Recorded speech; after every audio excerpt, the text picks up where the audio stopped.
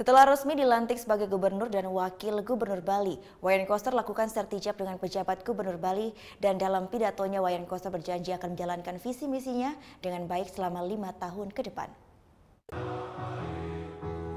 Sertijab antara pejabat gubernur Bali dan gubernur Bali terpilih berlangsung pada Sabtu 6 September di kantor DPRD Provinsi Bali.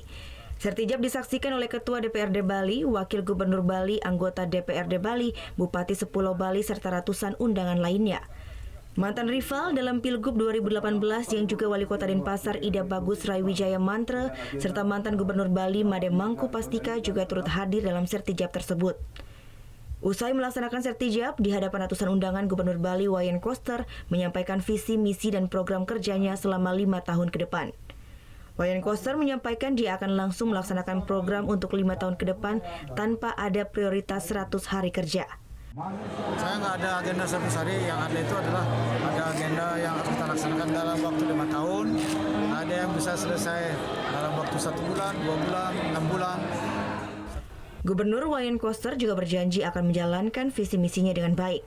Pihaknya juga berjanji akan segera merealisasikan pembangunan bandara bertaraf internasional di Desa Kubu Tambahan Buleleng sebagai infrastruktur penunjang pengembangan pariwisata di Bali Utara.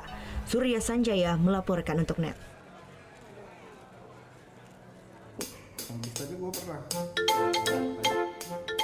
Nah, udah kan nonton beritanya? Jangan lupa di subscribe, di like, dan juga di komen ya akun YouTube dari Net Bali. Terima kasih udah subscribe. Yang belum, jangan sampai lupa. Di sebelah sini nih. Subscribe.